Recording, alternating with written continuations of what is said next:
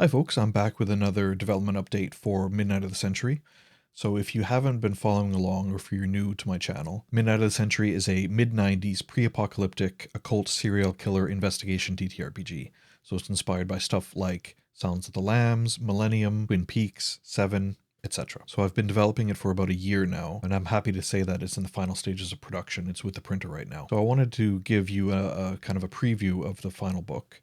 The PDF is available right now, and that's what I'll be flipping through. So if that sounds good, let's jump right in.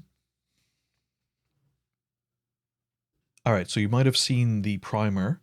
I've been talking about that for a while, and this is the full game now. So the primer was like a quick start version of the full game. It had some of the basic rules, it had an introductory investigation, and it had some hints towards a wider world and kind of deeper mechanics and that sort of thing. So this is the full game now. What I'm referring to as the Midnight of the Century hardcover, even though when it's actually PDF, it's not really hardcover, but you get the idea. First things you might notice is the style of the illustrations. So all of these are taken from photographs, and I've used a process to photo bash them. I'll link up in the corner a link to a previous video I did on how I did the kind of my photo bashing process and give you a bit of a tutorial on how to do it yourself. Vibe I'm going for, so the kind of the primary inspiration is the mid-90s Fox TV series Millennium, starring Lance Henriksen and created by Chris Carter, the same guy who did the X-Files. So that's kind of the primary inspiration for Midnight of the Century, and that title comes from an episode of Millennium, which is a Christmas episode. It's really good. As you can see, it's set in the Pacific Northwest in the mid-90s. So think things like Twin Peaks. Millennium is set in Seattle, in and around that area. Seven isn't specifically set in the Pacific Northwest, but is like a rainy city. It's meant to stand in for a lot of different cities.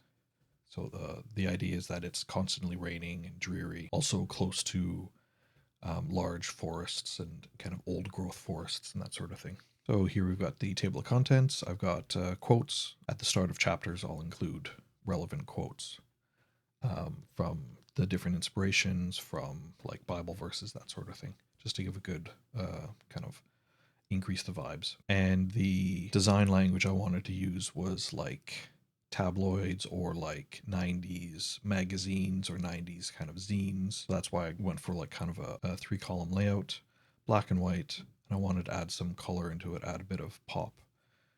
So that's why the red's used throughout. And then these little bits of information are information delivered to the GM and to the player sometimes. Just kind of commentary on what's happening in the game, bit of extra information, but also like bit of hints towards like a wider world out there. So I've got commentary here and there throughout the book.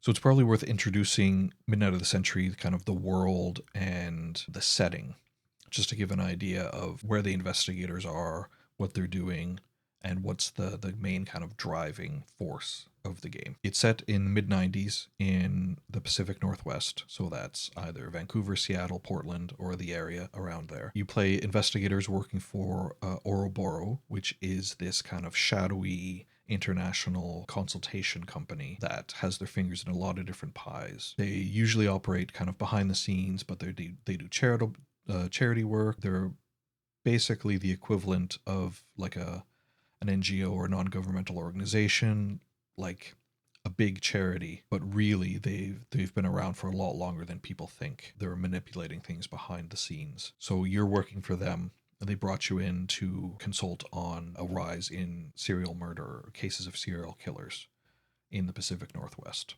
That's kind of that's like the high level reason why you've been brought in. In actual fact, Ouroboros been working behind the scenes to stop the apocalypse. They know it's coming, but they don't know exactly when or how. And they see this rise in serial killers as a symptom of this end of the world. So you're working to stop these serial killers, but also there's more going on behind the scenes, and there's more going on at Ouroboros that you don't quite know. So you'll carry out a series of investigations for Ouroboros. You'll work with a handler, and then they'll put you onto different cases. Some of them have an uncanny element. So uncanny is this concept that there's another world underneath ours, the world of the supernatural, the unknown, the occult, the mysterious, and there are dark things that live in the uncanny, and they're pushing their way more and more into our world. So I got some advice here on how to kind of structure the play, like whether to use to run a one shot or a campaign, what kind of players, like what kind of player numbers you're looking for, how to prep the game, what to cover in a session 0, but also I wanted to give a snapshot of the core investigation loop, basically the core gameplay loop. And because it's a game that's built from Into the Odd and Cairn and Descendants, it started off as a hack of liminal horror. Because it's built in that lineage, I'm using the principles and I'm using the warden terminology. So the game master is the warden. So we've got principles for the warden, for the player, and for the investigation. I like including these to it kind of sets out expectations for the GM, for the player, but also what to expect out of the world and what kind of world you're living in and like operating in. We've got steps on how to create an investigator. In the primer, there were 2 specialisms for investigator. There was profiler and occultist, and I've added 2 more for the full book. So journalist and the damned. They all give a slightly different approach and have a different background and kind of come from a different place in the world. We got steps on how to create an investigator. Then we got some random names and traits and that sort of thing. I always like including these. I think it makes a more interesting investigator. You can kind of get more out of it. And then we go into the specialisms, but first we talk about the different skills. So you got some general skills and the specialist skills. So general skills, this is what you'll be using to actually carry out the investigation.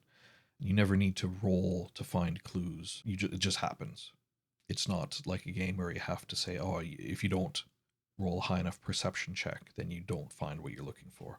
You'll find out different information, and you can use the skills in different ways to kind of navigate a scene and navigate a situation. Another touchstone is Homicide: Life on the Street, which is another 90s cop procedural, but with more focus on homicide detectives. And it's similar to Minute of the Century in that the focus isn't really on, it isn't like an action show. It's more cerebral, it's more procedural drama, and it's the cops going through their daily lives and kind of dealing with all the bullshit that involves and being homicide police. It's set in Baltimore, and it's from the same creator who went on to do The Wire. I'd highly recommend it. It's a great show if you can track it down. Then we've got the specialisms. We've got profiler, occultist. So profiler is similar to Frank Black or Will Graham. Frank Black from Millennium, Will Graham from Manhunter and from Hannibal. Although the inspiration here is the 80s Manhunter film, which was a precursor to Silence of the Lambs. And then we've got the occultist. So touchstones are someone like John Constantine, Johnny Smith from The Dead Zone, Frank Bannister from The Frighteners. So they've got different specialist skills, and they've got psych profiles, which is just my way of saying what was their background and kind of flesh it out a little bit more, flesh out their personalities. Then the 2 new ones, we've got the journalist and the damned. So journalist is like Thomas Vale from Nowhere Man, or Reiko from The Ring, the Japanese Ring. And then the damned is someone who's basically dead but still going. So Eric Draven minus the combat, and from The Crow, I should say. Ezekiel Stone from a show called Brimstone, which was a lot of fun. Short-lived kind of horror action show in the 90s. And then Daniel Robitaille is the Candyman. So the idea of the damned is that you're dead, but you're a spirit, and you still possess you're in a body, and you can jump around and jump into different bodies and that sort of thing. Right, then we go to the kind of core rules of the system. It's rules light, and I should say that there's no combat. It's investigation first, so the primary focus is on investigation and navigating conversations and that sort of thing. There is still death. If you manage to track down the killer and confront them one-on-one, then there's a good chance you're going to die. There is like danger in the game, and you're in danger of being hurt or being kind of permanently out of action. One of the ways that, or one of the kind of dangers that you encounter is the concept of fracture. So fracture is something that changes you, and it can be good or bad. Most of the time it's bad.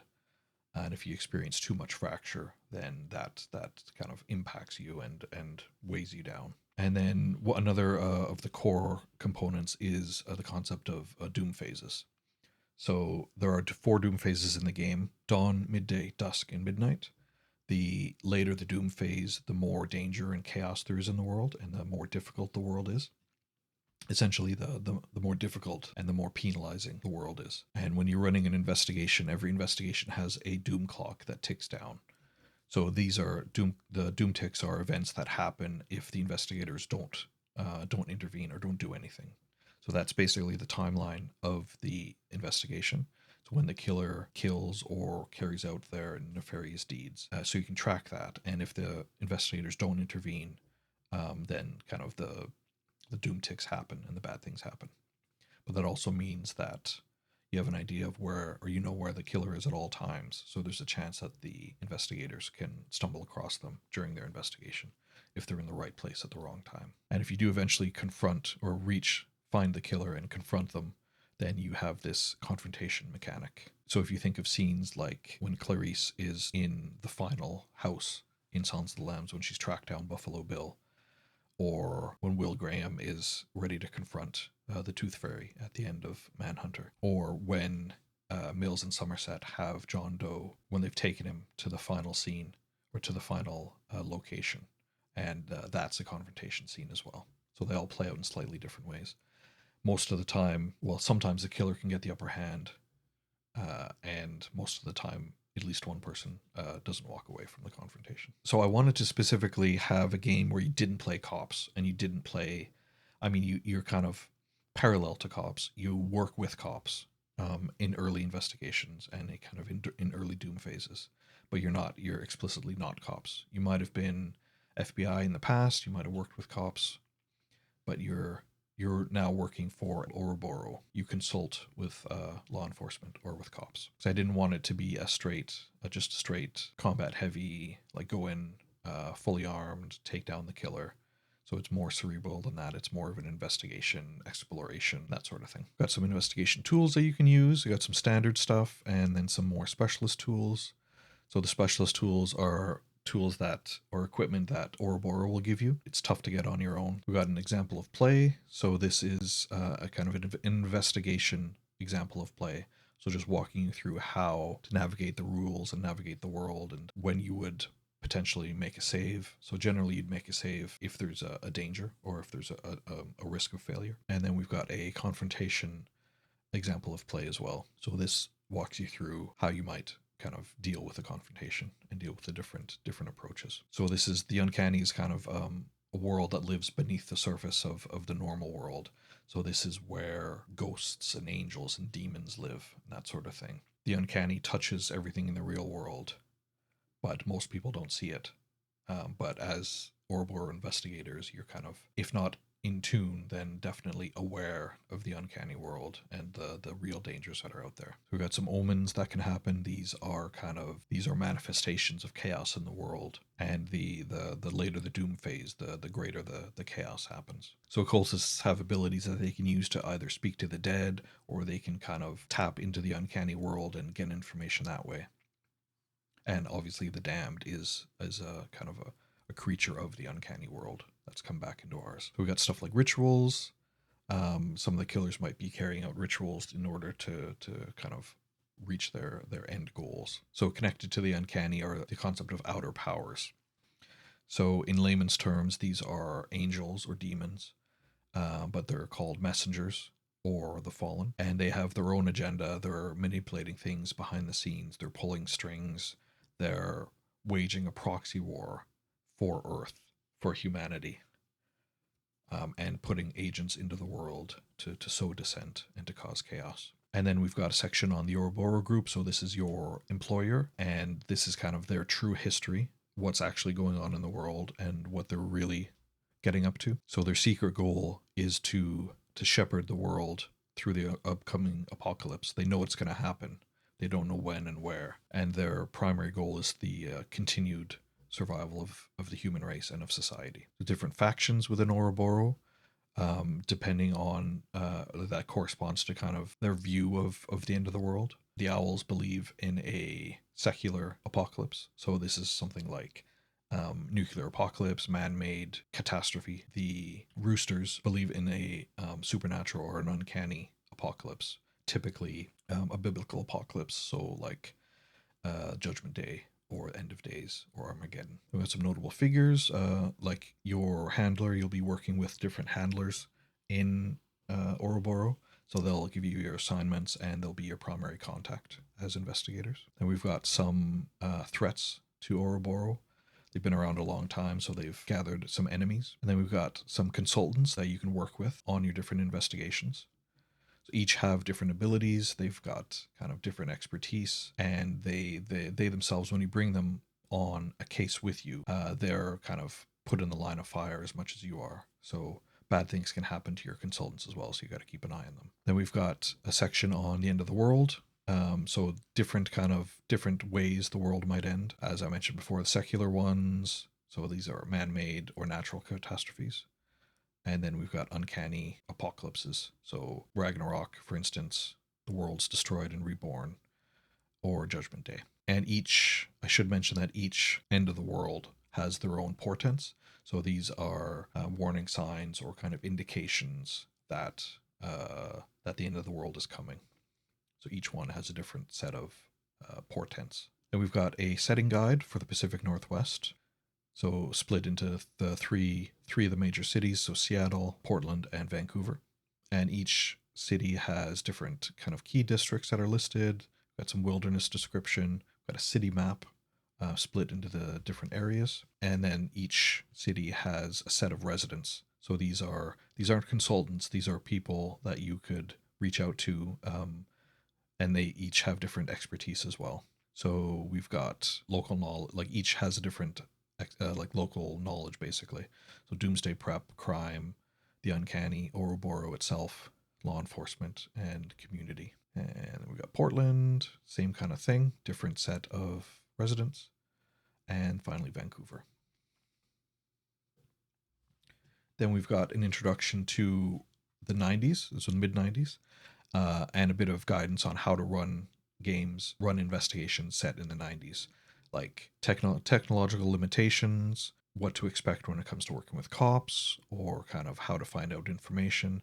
So this is a bit of guidance for the warden. And then more warden guidance is building an investigation. So this splits up or kind of sets out all the different components of an investigation and how you might want to build it. There's a random investigation generator later on in the book as well that I'll show you. So it breaks down like the killer, the victim, their kind of how they choose how the killer chooses victims, that sort of thing, their behavior, and then the demographics of the victim and killer, and then the murder itself. So it breaks down different elements and gives you guidance on how to write and run investigations, and the timeline, which is the doom clock, how to manage clues, like how to kind of build clues and leave clues, and how clues work and how they kind of connect to other things. Then we've got an introductory investigation. So this is the same one that was in the primer. This is kind of good for introducing new players and new wardens to the system, and gives you guidance on how to run it and what to look for and how you might want to structure it. So this is 3 2-page spreads. Then we've got the timeline. This maps out exactly where the killer is at all times, when the key events happen, the inject. So those are things that happen, that kind of new information that's given to the investigators throughout the investigation and propels the investigation forward. And then this is the investigation generator. So it kind of starts it off, or it breaks down the procedure on how to create an investigation by rolling on random tables, and then the random tables themselves. So we've got, you can generate an NPC, so that could either be a killer or a victim or a witness. Names tables. These are a lot of these are shared tables, so you'd roll on these for killer or victim. Quirk. So this is just a kind of an odd thing that happened in the person's past, and then it's split out further into killers. So killers have their own section for the random generator.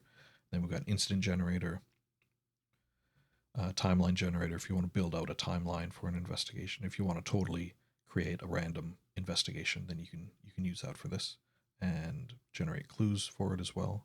So you can also use this for solo play, which I'll get into a bit later.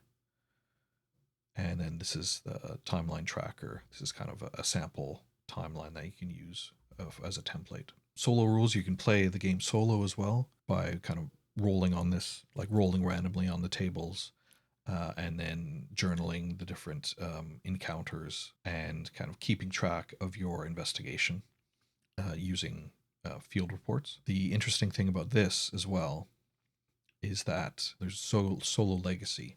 So basically, if you get to a certain point with your investigation, with your solo investigation, and your investigator dies, then you can hand off that investigation, assuming you've been logging the field reports to Ouroboros. You can hand off that investigation to another investigator. That could be a new investigator that you yourself roll up, or it could be a different player and they want to kind of pick up where your investigator left off.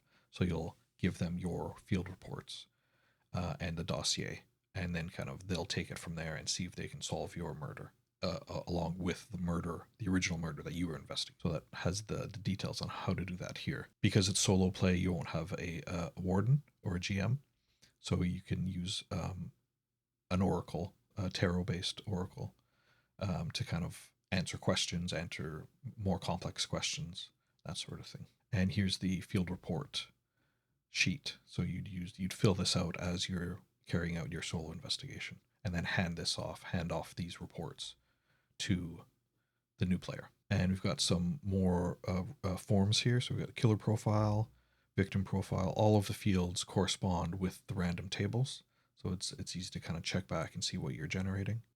You can use this as a timeline tracker as well. Some people find it easier to track vertically like this rather than kind of horizontally.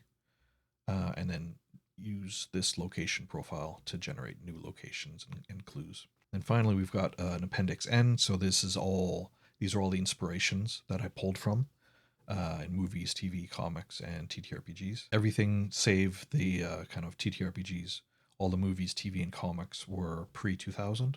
That's what I limited my inspiration to. So if it came out after 2000, then it's not kind of in Appendix N. It's not an inspiration. The primary stuff is Millennium, is Twin Peaks, Homicide, Seven, Silence of the Lambs, and then we've got some tabletop, some TTRPG inspirations, Liminal Horror, of course, Karen, Into the Odd, and I took some design cues from Mothership, and then finally we've got the character sheet, Investigator Dossier, so you can use this to kind of document your investigator's journey.